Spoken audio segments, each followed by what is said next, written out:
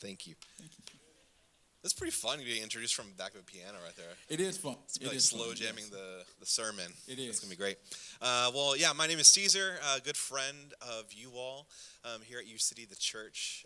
I am on the pastoral team at Lake Forest Church in Denver, North Carolina, so right off the west side of Lake Norman. So it's fun to be out here. My wife is with me. My little girl is with me too, underneath the blanket. Here's a picture of us. I think there you go. So she's 5 months old.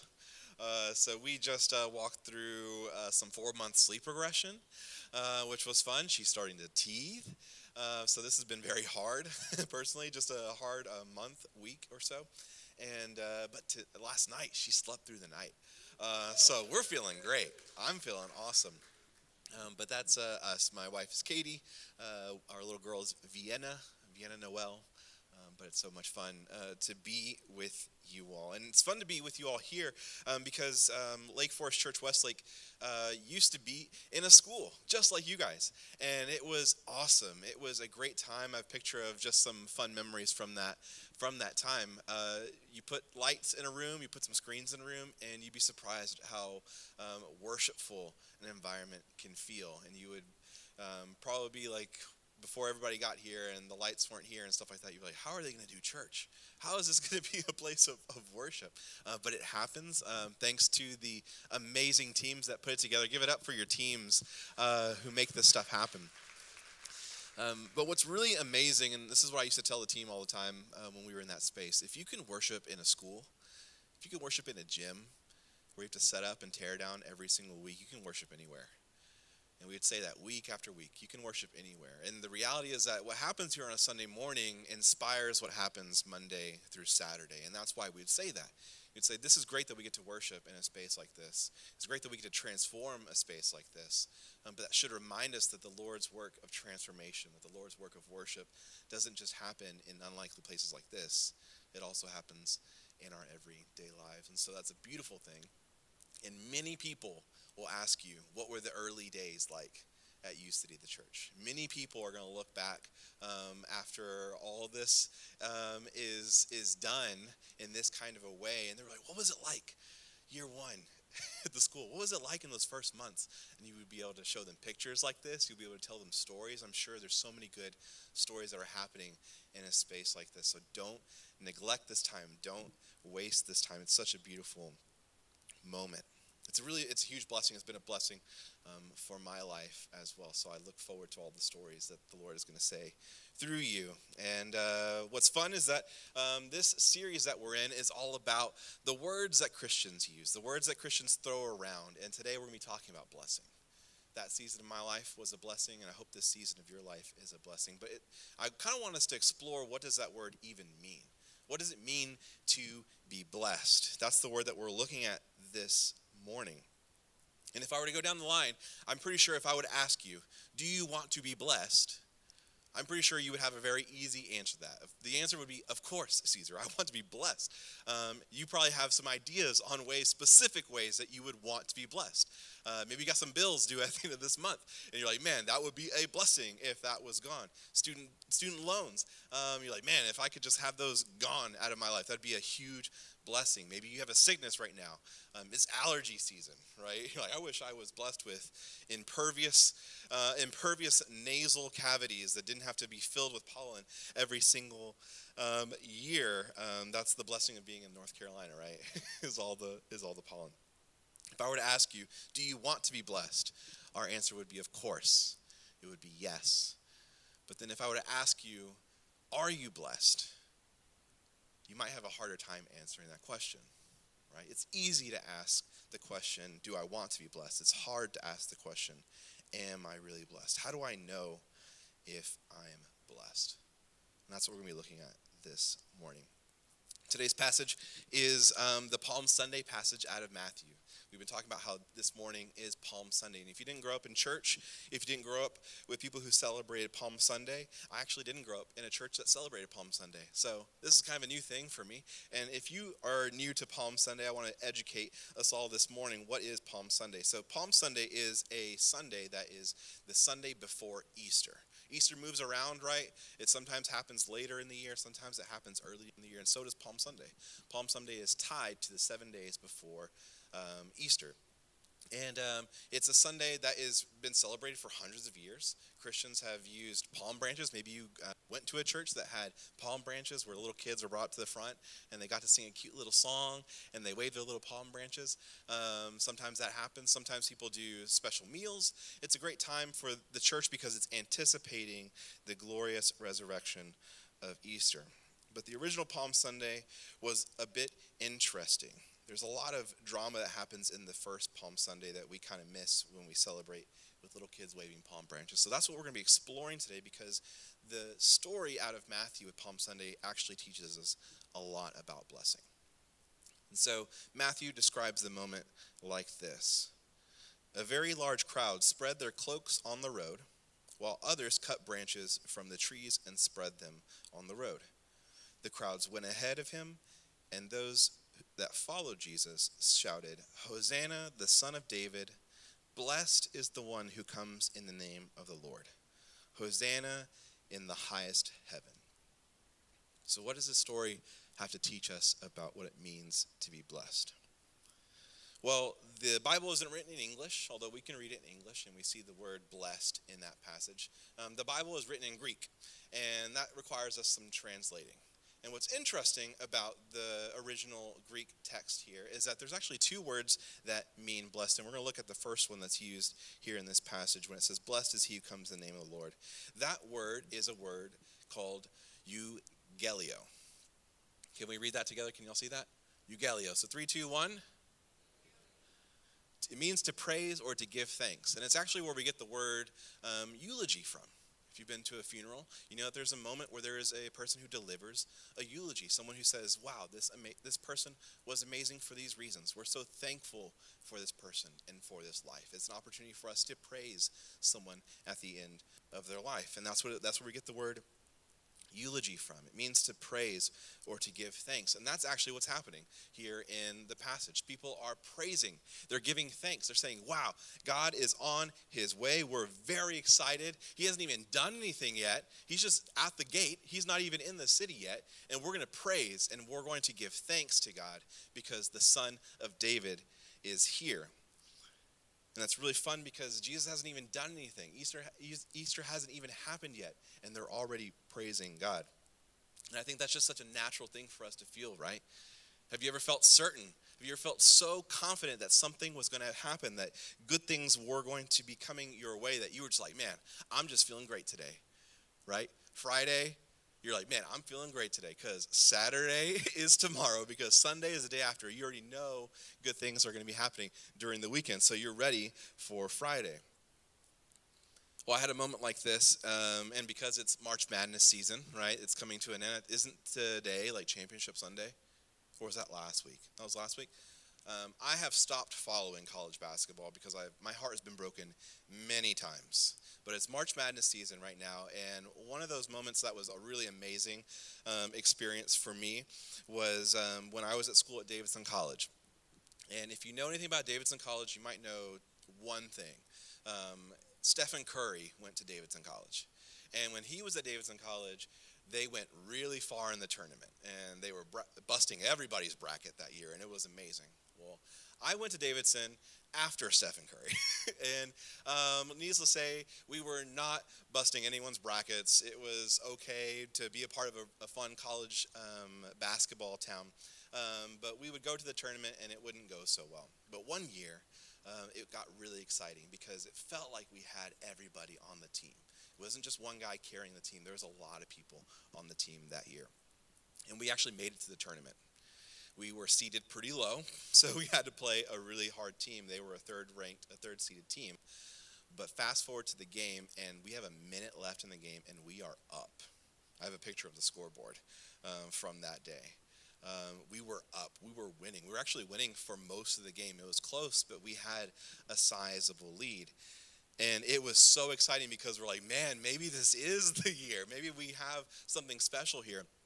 And so up in the stands, the student section that traveled all the way from Davidson, North Carolina, all the way to Lexington, Kentucky, which is where the game was hosted. Everyone had driven in buses. We were so excited for this thing. And the student section starts chanting the chant, "I believe that we will win." Do y'all know this chant? It's popular in soccer, but it starts off with saying, with one person is the brave person, and they yell, "I believe." And then that cues everybody else to say, okay, here's a chant, because we're feeling pretty certain that we're going to win. And everybody would say, "I believe," and they would repeat. And the leader who started the whole thing would say, "I believe that." And then everybody else would go, "I believe that." And so it builds until everyone is yelling together, "I believe that we will win. I believe," and it just erupts, right? Because we're up, there's only a minute left, and it really feels certain that we're going to win. And I really do think that's actually what's happening in this Palm Sunday passage. I think they're feeling the certainty of Jesus' arrival. They are saying, blessing is coming, blessing is here. Blessed is he who comes in the name of the Lord. This is Jesus, and they are fully prepared to receive their blessing. That's the certainty that they felt. That's the certainty that we felt at this tournament. What's fun is that this tournament was a memorable experience for me because it was an extreme upset. And I actually want to show the next slide. There's me at the front. I'm in the pep band. I'm the drummer in the pep band, so I'm practically in the game. Like, I'm right there next to the players happening, and I hear all the people chanting behind me, "I believe that we will win." And it was so exciting. We were going to bust some brackets. A huge upset was going to happen. But needless to say, it did not happen. Marquette somehow, and it was a traumatic experience for me, but we turned the ball over. Marquette shoots like 3 3-pointers like in 10 seconds, and they win by 1 point. The worst. That was the worst. We chanted. We were so certain that we were going to win. That was the most miserable 5-hour bus ride that night. I just want to say, if you've ever been on a bus ride with a bunch of college students who are sweaty and are all hopped up on all kinds of things, and you're driving back in complete silence, that is a miserable bus ride home. And I cringe every time I hear that chant. I believe that we will. I refuse to chant that chant anymore. It's just scarred in my memory. But that was the certainty that we felt. What's interesting is that eugelio is not the only word for blessing in the Bible. There's actually another word, and it's makarios. And I bring this up because makarios and eugelio are used in all kinds of different ways. They're used interchangeably, but they both mean blessed. And what's interesting is that when the people bring Jesus into the city, they're saying eugelio, blessed. We're thankful, we're praising. But 15 chapters before this story, Jesus is talking from the Sermon on the Mount. This is his most famous passage, and he opens it up with blessings. But he uses makarios instead of eugelio. He says this: blessed, makarios are the poor in spirit. We should already be like, what is going on? This is weird. For theirs is the kingdom of heaven. Blessed, makarios are those who mourn. That's weird too. Why are people blessed when they are grieving? Blessed are the meek. Blessed are those who hunger and thirst for justice. Blessed are the merciful, the pure in heart, the peacemakers, and those who are persecuted. Jesus, this doesn't sound like blessing to me, but being blessed, when we think of blessing, it shouldn't mean being weak. It shouldn't mean not winning. Being blessed is winning. Being blessed is success. It is progress. It's not hunger. It's not grief. And it's definitely not persecution. And something I think Matthew is hoping that we start to notice as we read the text more closely is that we can be in conversation with Jesus. We can be speaking even about the same things and not be on the same page with Jesus. We could be using the same words and not quite be on the same page with Jesus. And I think that's actually what Jesus is noticing as he's approaching the city. Matthew says before he even gets to the city, he kind of anticipates that this is going to happen because this is a prophecy, and Jesus knows what he's going to do in Jerusalem. And he knows that people are going to receive him in this way. But he says, "Hey, disciples, I need you to go get me a ride. I'm going to ride something as I drive into town." And I can just imagine Peter and Andrew being like, "Oh man, this is exciting. We're going to Jerusalem. We gotta get the nice rental, right? We can't just rent. We can't just borrow my mom's van. Like we're gonna splurge a little bit. So Jesus, we're gonna find you a big horse. We're gonna find you a nice, tall, big horse, like the ones in the Budweiser commercials. You know, those ones you don't want to stand in front of them. You just want to get out of the way. This thing is gonna be impressive, Jesus." And Jesus like, "No, man, horses, I'm not sure about this." And then, I imagine Philip is like, "Oh man, Jesus, you're right, that's a dumb idea. Peter and Andrew don't know what they're talking about. We got to get you a chariot." That's what kings drive. Kings nowadays, they don't drive horses, they drive chariots. So I can imagine he turns to John and says, "Hey John, I need you to go rent Jesus a chariot. Like, we don't have a chariot." And John's like, "I'm not even 25 yet. I can't rent a chariot. I'm too young." And I imagine Philip's just like, "Well, I already promised Jesus a chariot." Have you ever promised somebody something and you're like, "Oh crap, this isn't going to work out"? And Jesus is like, "You know what? This is not what I want. I actually have an idea." He says, "Go into town." This is Matthew 21, right before he enters. He says, "Go into town, into the village ahead of you, and you're going to find a donkey tied there. It's going to be with her colt, and untie them and bring them to me. And if anyone says anything to you, say that the Lord needs them." So I imagine the disciples saying, "Oh, what, Jesus? You want to ride a donkey?" I don't know if you've ever seen a donkey before, but they're not that big of an animal.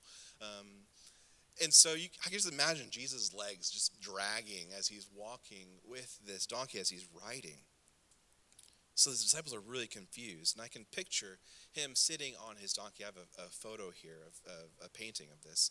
A small animal, a grown man is riding into the capital city as the king. And I can just imagine the crowds are cheering, right? "Blessed is he who comes in the name of the Lord." And I can imagine Jesus whispering to himself, "Blessed are the poor in spirit."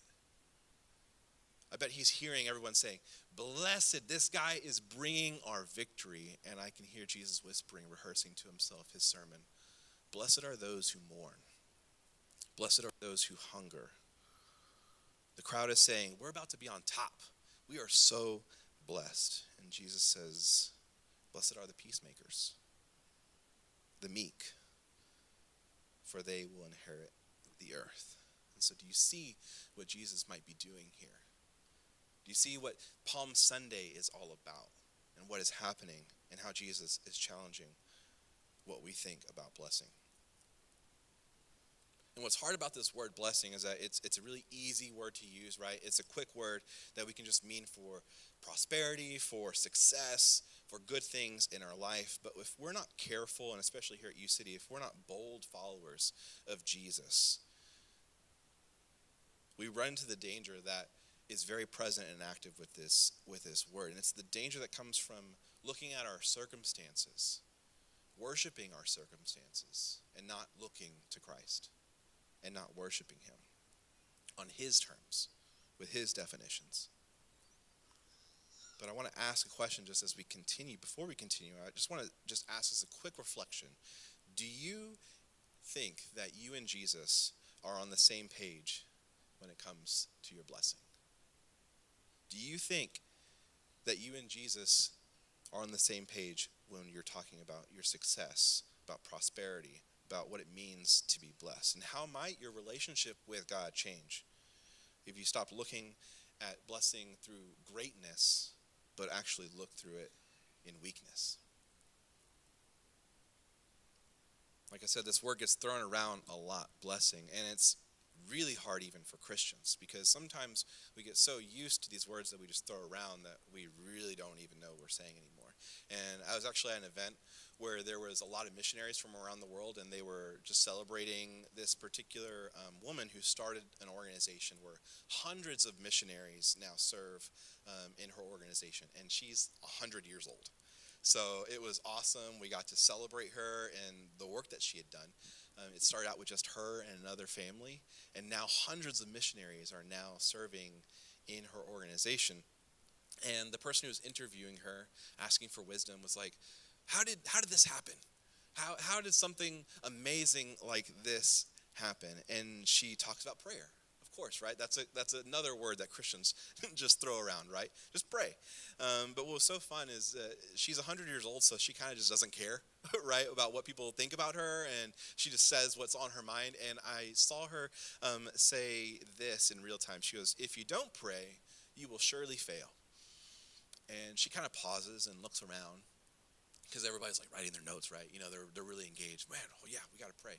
And she pauses and says this. She goes, "If you do pray, you might just fail anyways. If you don't pray, you might fail, but if you do pray, you might just fail anyways." And I think what she was doing is that everybody was looking to her for the answer. Everyone was looking for her to, how do you get this level of success? And she says, you know what? It's not about that. Because even when we pray, there are times when we will fail. And I don't know if you know that about what it means to follow Jesus.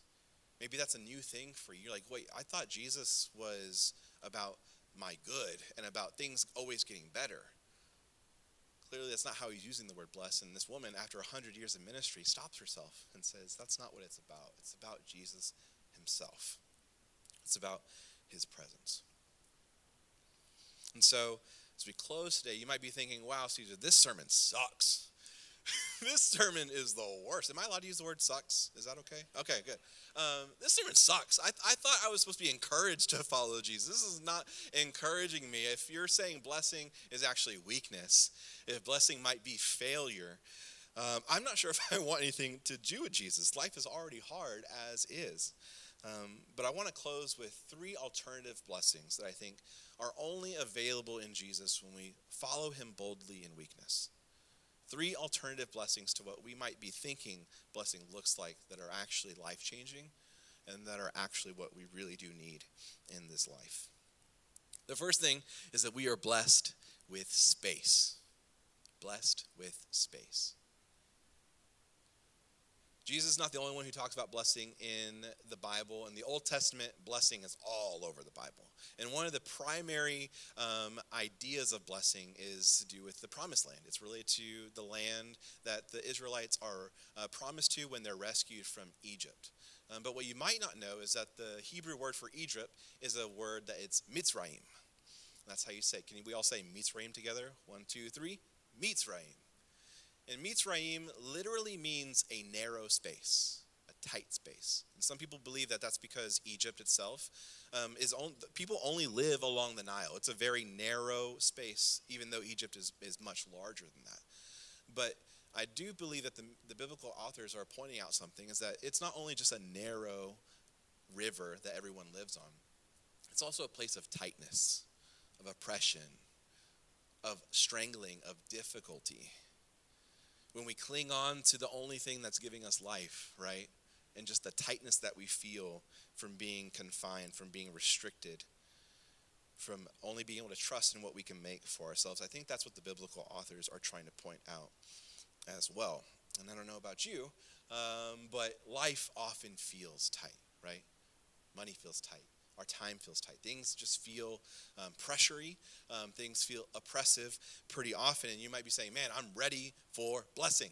I'm ready for something else. And Jesus picks up on this even in his words. He says, come to me, all who are weary and burdened. He knows that life is hard. He knows that life is difficult.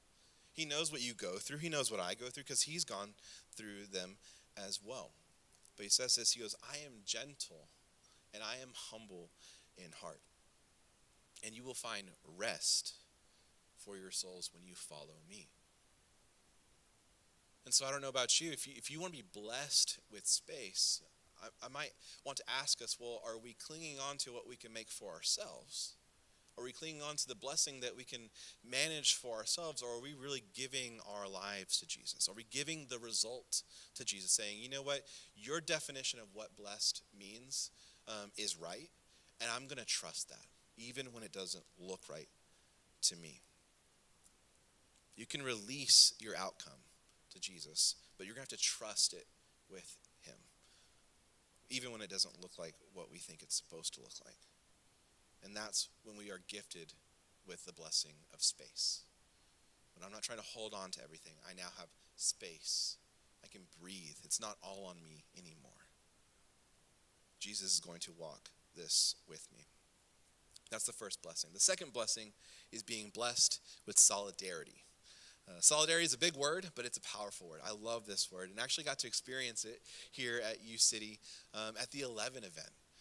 It was so fun being at the 11 event. It was a great time where we got to just experience what it looked like to be community and experience unity through interactions with other people. Sometimes we think of unity and we think of strength. We think, okay, me, if everyone is like me, if everyone thinks like me, then that critical mass, I'll find some goodness in that critical mass, right?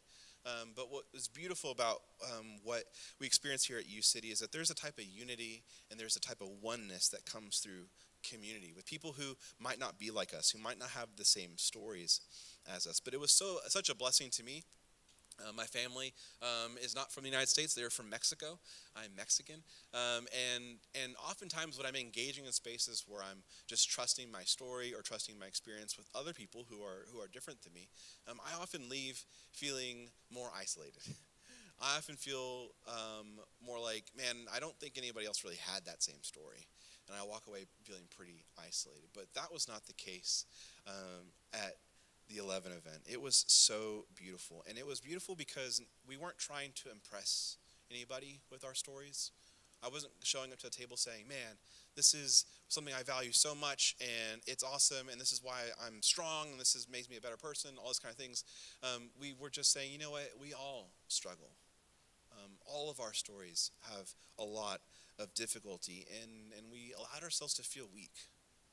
And we didn't have any answers for anybody. We didn't say, oh, well, have you tried this? Or maybe try thinking about it this way. It was just a place for us to experience unity through weakness. And it was vulnerable. It was real community, real friendship. What's so fun is that we actually had these little cards at the end of the event, and we got to write our names on them and put our contact info, and we trusted that with somebody else at our tables and said, I want to be friends. And I'm trusting you with my contact info. I'm trusting you with my story. And I believe people are connecting. People are getting coffee. People are going out to lunch and getting to know each other and experience friendship. And that is the blessing of solidarity. You feel solid. You feel whole, not because you yourself have all the answers and you yourself are the only story that matters, but through the experiencing of other people's story, the experiencing of other people's weakness, not having to impress anybody. That's when you feel a blessing. That's the blessing of solidarity. But what was really fun about the event is that it really impacted me personally. And it led me to what I believe is the third blessing that we find in this passage, but I want to share with you today. It's being blessed with a story. The blessing of a story. And I'm not talking about, the blessing of good things in my story or the happy ending of my story. The blessing of a real, vulnerable story. And I experienced it in my small group that I was in because when we started sharing our stories, it went from us talking about our own lives, and we got to think about a follow-up question that was more along the lines of, what does this mean for the next generation? What does it mean for unity to be experienced by all of our families? All of us at our table have kids.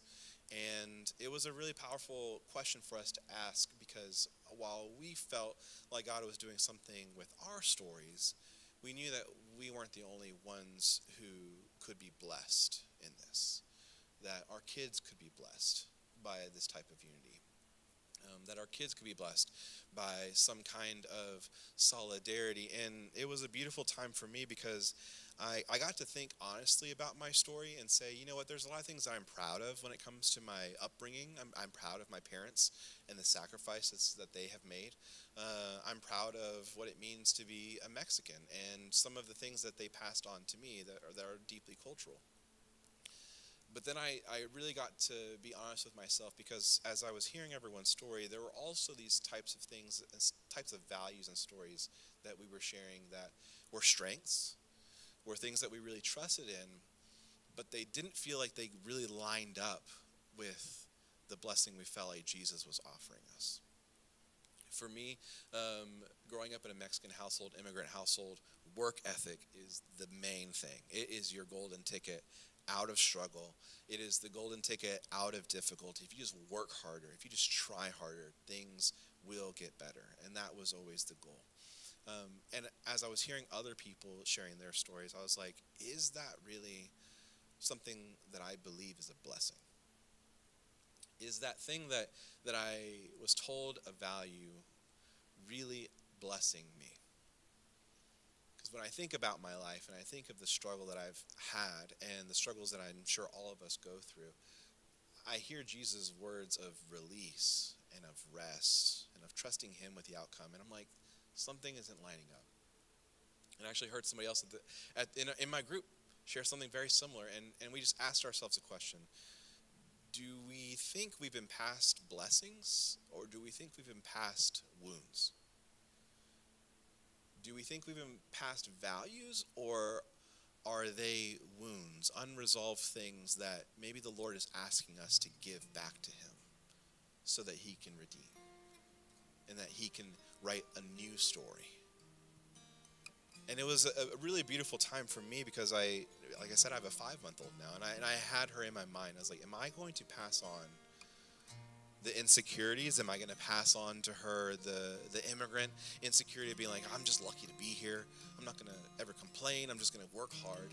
Or am I going to pass on a blessing that says, no, you are valuable. You are worth something. You're worth a lot of things. But you are definitely worth the love that God has for you. And that's something I couldn't bless her with on my own. I have plenty of things that have been passed on to my life and into my story that ultimately I have to give that to God. I have to give that to Jesus and say, you know what? I'm going to follow you boldly in weakness and not in some other strength that either someone else gave to me or I'm making for myself. But that is the only way that my family is going to be blessed with a new story, is if I trust that result to Jesus. And so as we close today, I just want to ask the question, what blessing is Jesus wanting to gift you with this morning? I don't think it's a blessing you can come up with on your own. I think it's something that only he can provide, and sometimes it's going to have to get us into a place of creativity, thinking of our lives very differently. But is he trying to bless you with space? Maybe you're holding on to things really tightly. Is he trying to bless you with solidarity? Maybe you need community, real community, not people that you're hanging out with after work and trying to impress each other with and just hanging out, but one where you can really share the hard things in your life, share the struggles, and allow the Lord to meet you in those spaces. Maybe he's just wanting to bless you with a story. Maybe you're like, you know what? My life has not been going positively at all. And I don't even know if the happy ending is even going to happen. But what would it look like for us to trust our stories, trust our result, that he's the one who gets the final word in our stories. He's the one who is good enough to write a good story. And maybe you just need to trust your story over to Jesus and say, will you take control? Will you take over and bless me with something that I couldn't bless myself with? So I'm going to pray for us as we close, and we're also going to invite you all to have a moment to even come to the front. There's some people up to the front. I'm going to be here. Some other people will be praying for anyone who might want to receive that blessing from Christ this morning. And so I'm going to pray for us, and then we'll move into a time of worship and prayer. Jesus, thank you so much. Thank you being someone who is totally different than any of us. You completely change the way we look at this world. You completely change the way we look at ourselves. And yet we admit that it's very hard. It is very hard to trust you. Very hard to trust you boldly because you just talk about things so differently than we do. But we see your blessing. We see what's on the other side of following you, and we cannot make those things for ourselves. So God, would you allow us the space this morning to bring whatever blessing we think we're making for ourselves and to give that to you. Give that to you because you're the only one who can change it into something good. You're the only one who can actually make it for blessing in our lives. So I pray for my friends this morning as we come into this place of worship and as we respond to your good news. Would you allow us to bring those things boldly, to bring those things with courage, knowing that we can trust you. It's in Christ's name.